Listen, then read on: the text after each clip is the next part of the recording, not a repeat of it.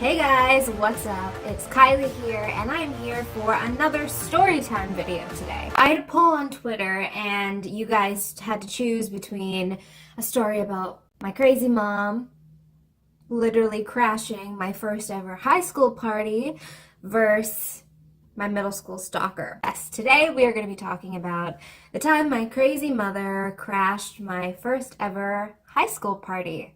For all you guys that voted for the other story, there will be many, many other times for more story times, including that one. So stay tuned. So let's go all the way back to 17-year-old Kylie. I was not necessarily a wallflower in high school. I switched high schools from Parkland Secondary School to Claremont. I had a lot of bullying and stuff like that at my old school, and I just wanted a fresh start. I wanted to go somewhere where no one knew said crazy mom, because a lot of the bullying I encountered was thanks to her. I was raised by my grandparents for the most part. My mom was still in my life my entire life, but what are you gonna do when you live in a shoe? Am I right or am I right?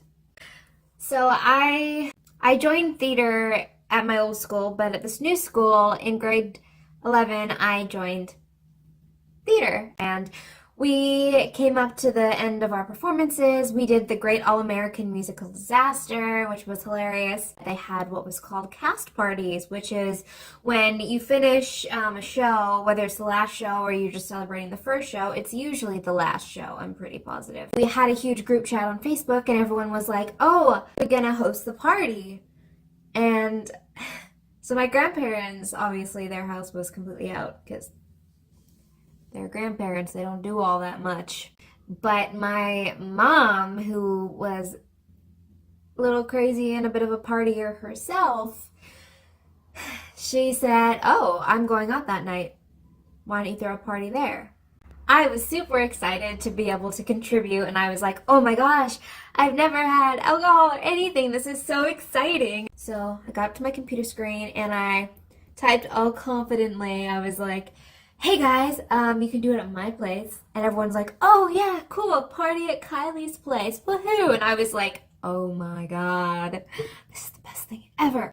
People are noticing me right now. This is so exciting. People were surprised at first because not that people didn't notice me, but they were always like, oh, little Kylie, she's so innocent. She's this, she's that. She's such a goody two-shoes. I got a bunch of chips and I made all these crackers and cheese and I got them all together and I had it looking all nice. And people started to arrive and they're like, oh yeah, and they come in with like bags, and I was like, oh yeah, cool, yeah, people could spend the night. That's totally cool. My mom's gonna be out all night, so place is all mine. And little did I know, there was every type of alcohol you could possibly imagine in said bags, and there were about 12 bags in total that I counted. So it was off to an awesome start. A bunch of underage kids drinking. I'm serious, don't do that. It's not safe. Don't drink, kids, unless you're 21 or older. And you just hear that? A bird just kind of flew into my window a little bit. We're back. I'm gonna go check if it's okay. Okay, update. Bird's totally fine. We're good. We're good to go. Let's focus on my face again, camera. People wanted to start doing like games and stuff, and I hadn't even thought about that. I was like, oh, like spin the bottle and stuff like that, and people were like, no, let's do something more intense than that. And in my innocent mind, who had only ever kissed one boy in my entire life, I was like, wait, what's more intense than spin the bottle? And things were okay at first until this one girl, I'm not going to say her real name, so let's call her Megan.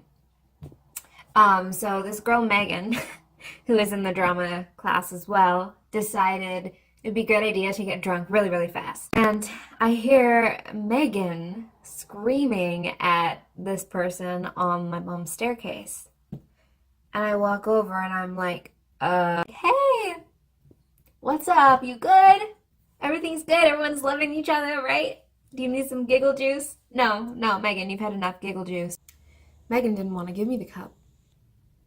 No. Megan went and stole Benji's cup and Sam's cup and everybody's cup. Me being the awful host I am, gave her a glass of water. She took a sip of it, assuming it was vodka, and turned around and spat it all over me. Every inch of my body was covered in Megan's saliva water. So all this stuff happened. Benji wound up taking his party pants off, which were literally tighty-whitey underwears that said party pants on them, and he threw them into the fireplace. But the thing is, my mom had one of those fake fireplaces, so it was like a full fireplace, but there was no actual chimney. I'm in the kitchen getting more snacks for people, starting to kind of talk to the guy I had a crush on. And all of a sudden, we hear people screaming, and they're like, "Woo! Party pants!" And I'm like, Benji, party pants, party pants. I smell fire. Benji set his party pants on fire in the fake fireplace. No, Benji, no. Go to grab water, come back. Benji grabs a cup of vodka. Those of you who know anything whatsoever about any kind of science or just common sense in general know that vodka and fire do not mix. Benji throws the cup of vodka all over the party pants that are on fire, therefore creating an even bigger fire and a boom. And I went running in there with water and kept pouring it on there until it literally went out. Party pants. Never again. It got kind of rowdy, and one of the neighbors came over and told us that if people didn't leave, they were going to literally call the cops on us. Calls for rides home and stuff like that. We wound up getting people actual rides home and taking any car keys from anyone who was drinking, because that's literally what you're supposed to do, especially when you're host. Do not drink and drive. And all of a sudden, my mom comes home. There's still a few more people that are just kind of like hanging out in the house, not helping clean or anything, but still very much drunk. And my mom comes in. "Hey guys, who wants some drugs?" Mom, no.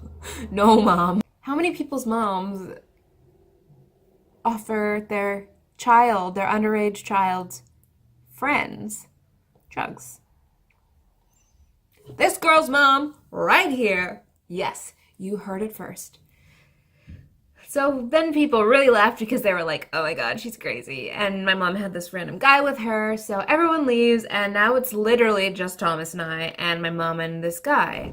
We sit down, and my mom goes to stand to go up the stairs, not, "Hey, do you guys need anything, blah, blah, blah." Leans down from the stairs and goes, "Hey, we're just gonna go have sex right now, okay? You guys should do it too. Do you want a condom? No? Any alcohol? No? You're good? Okay, good. I'm going to turn the music up, but you still might hear it a little bit." Gone. Music was not loud enough, by the way. Most awkward situation of my life. I'm embarrassed, sad, angry, and everything, because this is who my mother was. And I was like, this is great. Like, and I was just like not having it. I was just so uncomfortable, and I could hear my mom and this guy upstairs, and I was just kind of sitting there like, Thomas is like, "Are you mad at me?" I'm like, no, it's nothing to do with you. This is just really awkward, and I hate my mother. We had some really deep convo, and all the while hearing my mom and this random dude upstairs just going at it. Still going. Didn't stop for a very long time. And for those of you who think it's, "Oh, that's so cool, I wish my mom would do that." No, you really don't. Not a good time. But yeah, if you guys like this video, give it a thumbs up. If you guys want to see more videos like this, more sit-down story times, please give me a shout in the comments below. And if there's any other videos you would like to see, leave it in the comments below. Like, subscribe, and as usual, I will see you guys soon. Bye!